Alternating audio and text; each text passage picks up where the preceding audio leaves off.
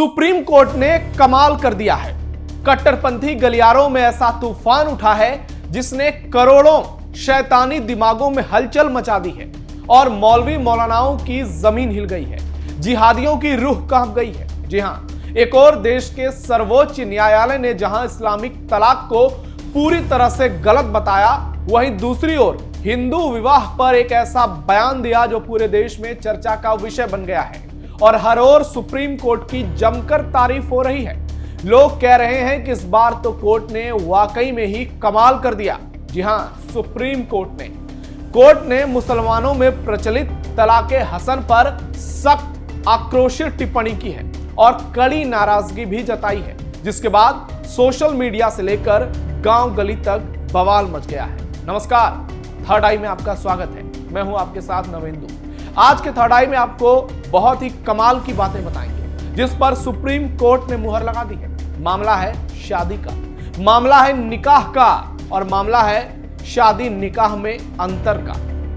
पूरी वीडियो देखिएगा, बहुत इंटरेस्टिंग होने वाली है। मौलवी मौलानाओं के उड़ गए होश, तलाके हसन पर आग बबूला सुप्रीम कोर्ट। मुसलमान कानून या बड़ा धोखा, शादी विवाह हो तो हिंदुओं जैसी। सुप्रीम कोर्ट ने सीधा सवाल उठाया है कि क्या किसी सभ्य समाज में ऐसी प्रथा को इजाजत दी जा सकती है जिसमें पति बिना पत्नी की मौजूदगी या बिना पत्नी की सहमति के सिर्फ अपने वकील के जरिए तलाक दे दे। अदालत ने कड़ा रुख इख्तियार करते हुए स्पष्ट संकेत दिया है कि वो तलाके हसन को असंवैधानिक घोषित करने पर गंभीरता से विचार कर सकती है और मामले को 5 जजों की संवैधानिक पीठ को भी रेफर कर सकती है। जस्टिस सूर्यकांत, जस्टिस उज्जवल भुइयां और जस्टिस एनके सिंह की बेंच ने तलाके हसन पर गंभीर सवाल उठाए और कहा कि एक पति में इतना अहंकार कैसे हो सकता है कि वो तलाक की बात भी पत्नी से नहीं कह पाए। कोर्ट ने इस दौरान उन महिलाओं को लेकर भी चिंता जाहिर की जो गरीब हैं और कोर्ट तक नहीं पहुंच सकती हैं या जो दबाव में जी रही हैं। कोर्ट ने कहा कि इस तरह की तलाक को अगर मान्यता मिलती रही तो पूरी शादी ही संदेह के घेरे में आ सकती है। क्या होता है तलाके हसन? चलिए आपको अब तलाके हसन के बारे में बताते हैं। आपने 3 तलाक का तो नाम सुना होगा, लेकिन अब तलाके हसन को सुनिए। तलाके हसन मुसलमानों की उन प्रथाओं में शामिल है जिन्हें तलाक लेने के लिए इस्तेमाल किया जाता है। इसके जरिए कोई भी पति अपनी पत्नी को 3 महीने में 3 बार तलाक बोलकर अपनी निकाह या शादी को खत्म कर सकता है। जरूरी नहीं कि तलाक शब्द बोलकर ही कहा जाए, इसे लिखकर भी पत्नी को दिया जा सकता है और यह फिर तलाक ही हो जाएगा। इसमें हर महीने 1 बार तलाक बोलना जरूरी होता है। ऐसे ही तीसरे महीने में बोले गए तलाक के बाद शादी टूट जाती है और तलाक फाइनली हो जाता है। इसमें यह शर्त होती है कि इस अवधि में यानी इस दौरान पति पत्नी के बीच शारीरिक संबंध नहीं बनने चाहिए। ऐसा होने पर तलाक का प्रोसेस खत्म हो सकता है और फिर से यह प्रक्रिया शुरू की जा सकती है। इसमें जो मुख्य 3 बड़ी बातें हैं वो है महिलाओं की 3 माहवारियों तक पति और पत्नी का अलग रहना जरूरी है, यानी मासिक धर्म के समय। पहली बार तलाक बोले जाने के बाद विवाद को खत्म करने की कोशिश की जा सकती है। तलाके हसन के तहत तलाक लेने में पत्नी की सहमति भी जरूरी है। ऐसा नहीं कि बोल दिया तलाक तो तलाक हो गया। आपको बता दें कि टिप्पणी से पहले इस मामले को लेकर सुप्रीम कोर्ट ने राष्ट्रीय मानवाधिकार आयोग, राष्ट्रीय महिला आयोग और राष्ट्रीय बाल अधिकार संरक्षण आयोग से राय मांगी थी और इसके बाद ही कोर्ट ने इस पर बड़ा बयान दिया। सुप्रीम कोर्ट में तलाके हसन पर क्यों हुआ बवाल?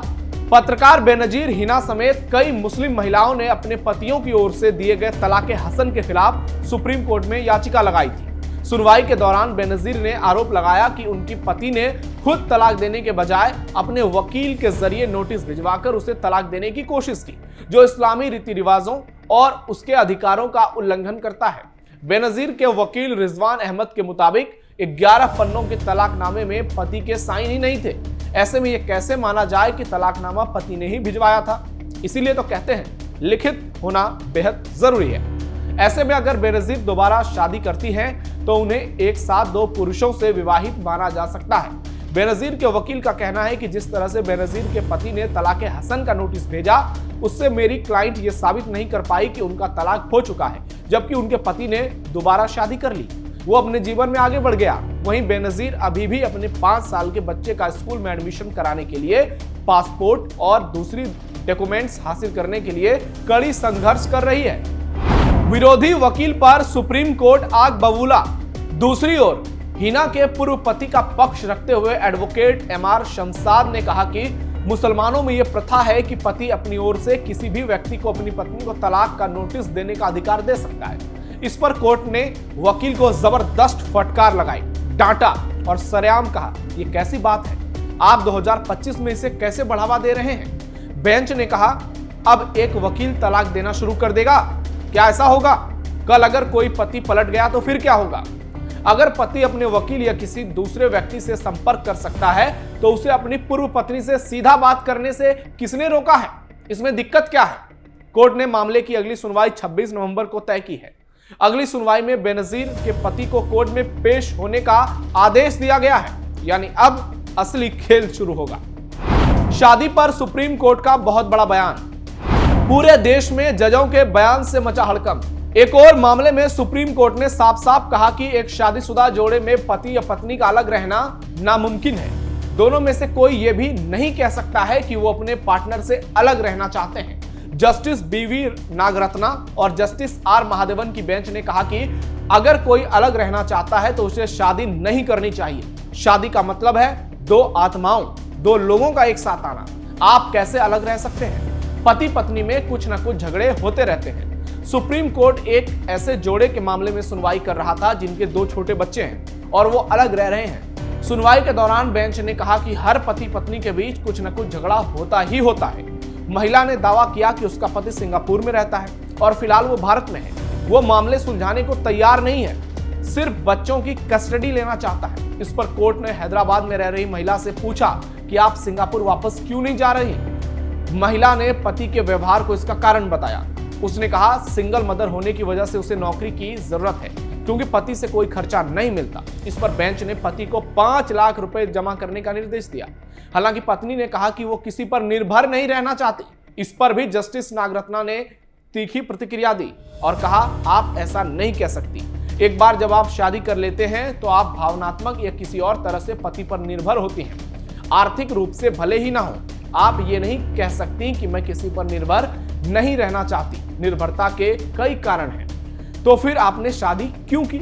शायद मैं पुराने ख्यालों की हूं, लेकिन कोई भी पत्नी ये नहीं कह सकती कि मैं अपने पति पर निर्भर नहीं रहना चाहती। इस पर पत्नी ने सोचने के लिए समय मांगा। आजकल आपने देखा होगा ये ट्रेंड चलते हैं, ये जो नई नई लड़कियां हैं, लड़के, ये एक दूसरे को कहेंगे कि हम तुम पर डिपेंडेंट होना नहीं चाहते। इसी को लेकर कोर्ट कह रहा है। कोर्ट ने दोनों से कहा आप दोनों पढ़े लिखे हैं, आपको इन चीजों को सुलझाना चाहिए। सुप्रीम कोर्ट इससे पहले भी तलाक और पति पत्नी मामलों में कई अहम टिप्पणी कर चुका है। कोर्ट ने दिसंबर 2024 को ऐसे ही एक मामले में कहा था शादी का रिश्ता आपसी भरोसे, साथ और साझा अनुभवों पर टिका होता है। अगर ये चीजें लंबे समय तक नहीं हो तो शादी सिर्फ कागजों पर रह जाती है।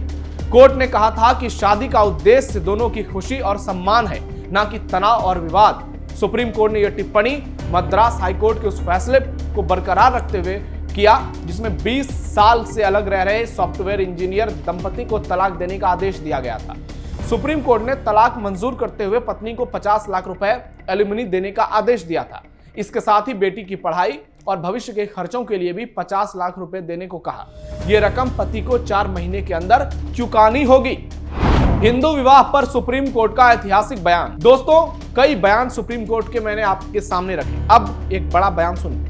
हिंदुओं की शादी पर सुप्रीम कोर्ट ने बड़ी बात कहते हुए साफ साफ कह दिया कि हिंदू विवाह कोई नाचने गाने या खाने पीने का मौका भर नहीं है, यानी बाराती का सिर्फ चक्कर नहीं है, ना ये कोई व्यापारिक लेन देन है। जब तक इसमें रस्में नहीं निभाई जाती तब तक इसे हिंदू मैरिज एक्ट के तहत लीगल नहीं माना जा सकता।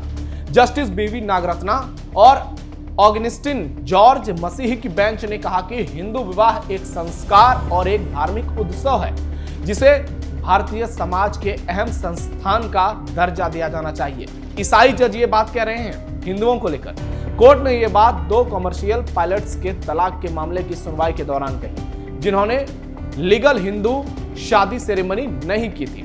आप सोचिए कि सुप्रीम कोर्ट अगर ये बात नहीं कह रहा है तो हिंदुओं की शादी का महत्व कितना है। दूसरी ओर मुसलमान धर्म में अपने हिसाब से नियम कानून बनाए जाते हैं और उसी को लेकर तलाक़े हसन पर सुप्रीम कोर्ट अब आक्रोशित है, गुस्से में है और इसे आज के दौर में सही नहीं मान रहा है, जबकि हिंदू शादियों के उदाहरण दिए जा रहे हैं। यही फर्क है। आपको क्या लगता है? कमेंट बॉक्स में बताइए।